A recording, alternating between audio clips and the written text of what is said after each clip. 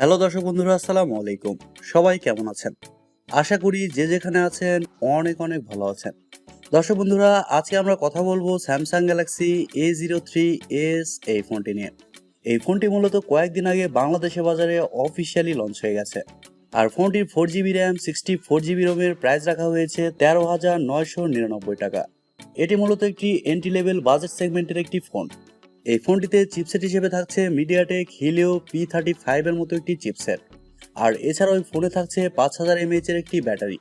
আরও থাকছে PLS TFTর একটি ডিসপ্লে। সো সব কিছু মিলিয়ে এই ফোনটি কেমন হবে এবং এই ফোনটি বাজেট অনুযায়ী আপনাদের জন্য কেমন হবে? ফোনটি কি ভ্যালু ফর মানি হবে, না এরকম প্রাইসিংয়ে এর থেকেও কোনো বেটার অপশন থাকছে আপনাদের জন্য? সো পুরো ভিডিওটি অবশ্যই দেখবেন। আশা করি ফোনটি সম্পর্কে খুঁটিনাটি সব কিছুই জানতে পারবেন। আর আপনারা দেখছেন টিভি টেকটিউব, আর সব সময়ের মতো সাথে আছে আমি প্রান্ত। সো ভিডিওটি ভালো লাগলে অবশ্যই একটি লাইক দিতে কিন্তু ভুলে যাবেন না। সো চলুন শুরু করা যাক আজকের ভিডিও।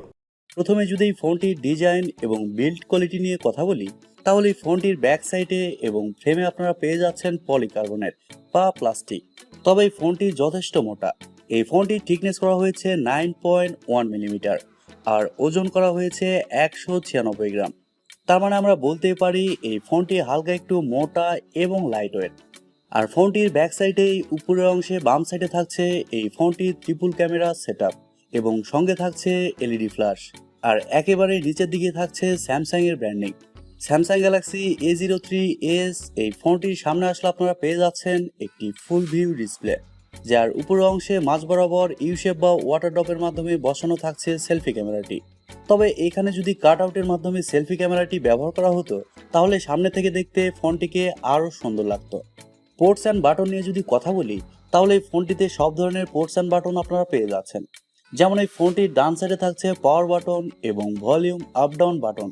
আর পাওয়ার বাটনে থাকছে ফিঙ্গারপ্রিন্ট সেন্সর, যা মোটামুটি ফাস্ট এবং অ্যাকুরেট বলে জানতে পেরেছি। আর উপরের দিকে থাকছে নয়েজ ক্যান্সেলেশন মাইক। এবং এই ফোনটির বাম সাইডে থাকছে সিম কার্ড এবং মাইক্রোএসডি কার্ড স্লট, যেখানে আপনারা দুইটি সিম কার্ডের পাশাপাশি একটি মাইক্রোএসডি কার্ড ব্যবহারের সুযোগ পাচ্ছেন, তাও আবার 1 টেরাবাইট পর্যন্ত। আর ফোনটির একেবারে নিচের দিকে থাকছে 3.5 millimetre headphone jack, microphone, type C slot এবং স্পিকার গ্রিল। তবে এই ফোনে থাকছে সিঙ্গেল স্পিকার, এখানে কোনো ধরনের ডুয়েল স্টেরিও স্পিকার সিস্টেম দেওয়া হয়নি। এই ফোনটি 3টি কালার ভেরিয়েন্টে পাওয়া যাবে, আর সেগুলো হচ্ছে ব্ল্যাক, ব্লু এবং হোয়াইট। সো ওভারঅল এই ফোনটির ডিজাইন এবং বিল্ড কোয়ালিটি বাজেট অনুযায়ী ঠিকঠাকই আছে।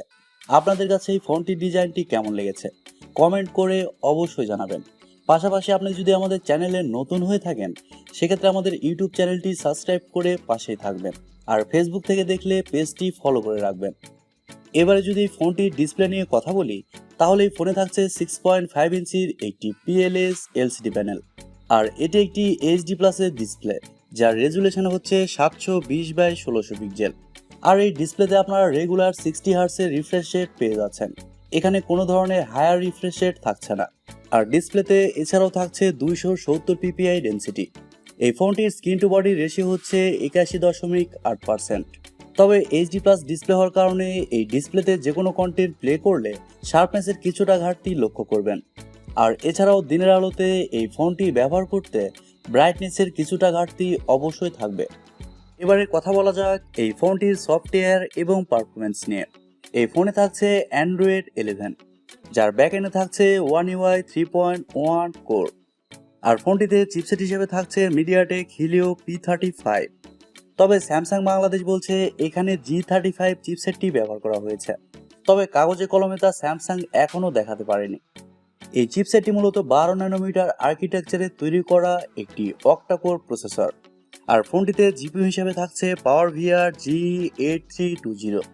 ফোনটি গ্লোবাল মার্কেটে দুইটি ভেরিয়েন্টে পাওয়া যায়, 3GB র্যাম 32GB রোম এবং 4GB র্যাম 64GB রোম। তবে বাংলাদেশের মার্কেটে এই ফোনটি একটি ভেরিয়েন্টে লঞ্চ হয়েছে, 4GB র্যাম 64GB রোম, যার স্টোরেজ টাইপ হিসেবে থাকছে eMMC 5.1 এবং র্যাম টাইপ হিসেবে থাকছে LPDDR4X।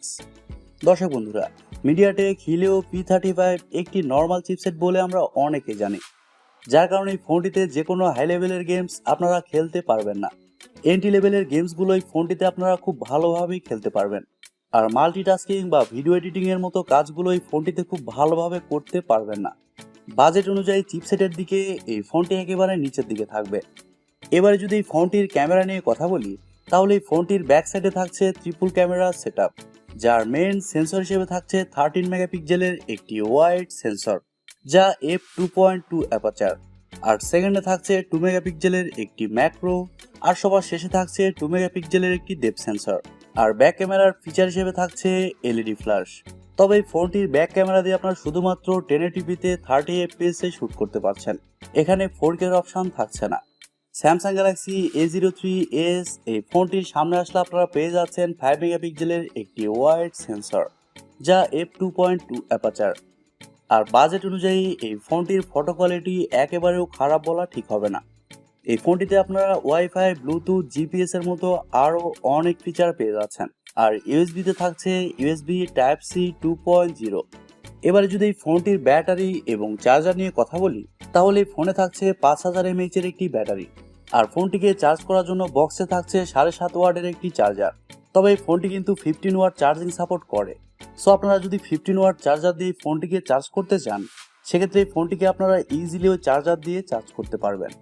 আর ফোনটিতে যেহেতু 5000 mAh এর একটি ব্যাটারি ব্যবহার করা হয়েছে, সেহেতু এই ফোনটি আপনি এক চার্জে 1 থেকে 1.5 দিন ইজিলি চালাতে পারবেন। ব্যাটারি ব্যাকআপের দিকে মোটামুটি ভালোই পারফরমেন্স এই ফোনটি থেকে পেয়ে যাবেন। এবারে কথা বলা যাক ওভারঅল বাজেট অনুযায়ী এই ফোনটি আপনাদের জন্য কেমন হবে। দর্শক বন্ধুরা, এই ফোনটির 4GB র্যামের প্রাইস রাখা হয়েছে 13,999 টাকা বা 14,000 টাকা। আর 14,000 টাকায় আমরা পেয়ে যাচ্ছি MediaTek Helio P35 এর একটি চিপসেট। আর ডিসপ্লে হিসেবে থাকছে PLS TFT এর একটি ডিসপ্লে। MediaTek Helio P35 এই চিপসেটটি আসলে গেমিং এর জন্য একদমই না। এছাড়া লজিক্যালি চিন্তা করলে এই বাজেটে অন্যান্য ব্র্যান্ড অনেক ভালো কিছু অফার করছে। সো আপনারা যদি এই বাজেটে গেমিং ফোন নিতে চান, সেক্ষেত্রে রিয়েলমি কিন্তু ভালো কিছু অফার করছে। আপনারা কিন্তু এই বাজেটে রিয়েলমির ফোনও দেখতে পারেন। আর তাছাড়া আপনারা যদি স্যামসাং এর এই ফোনটি নিতে চান, সেক্ষেত্রে নিতে পারেন, কারণ স্যামসাং এর একটি ব্র্যান্ড ভ্যালু রয়েছে। আর স্যামসাং কিন্তু রেগুলার সফটওয়্যার আপডেটও দিয়ে থাকে। সো দর্শক বন্ধুরা, এই ছিল আজকের ভিডিওটি আপনাদের কাছে কেমন লেগেছে কমেন্ট করে অবশ্যই জানাবেন। আর ভিডিওটি যদি সত্যিই ভালো লেগে থাকে, তাহলে TechTube চ্যানেলটি সাবস্ক্রাইব করবেন, ভিডিওতে একটি লাইক দিবেন, আর সবসময় আমাদের পরিবারের একজন হয়ে থাকবেন, কারণ আপনাদের সাপোর্ট এবং ভালোবাসা সবসময় প্রয়োজন। সো সবাই অনেক অনেক ভালো থাকবেন এবং নিরাপদে থাকবেন। আজকের মতো এ পর্যন্তই, দেখা হবে পরবর্তী ভিডিওতে। খোদা হাফেজ।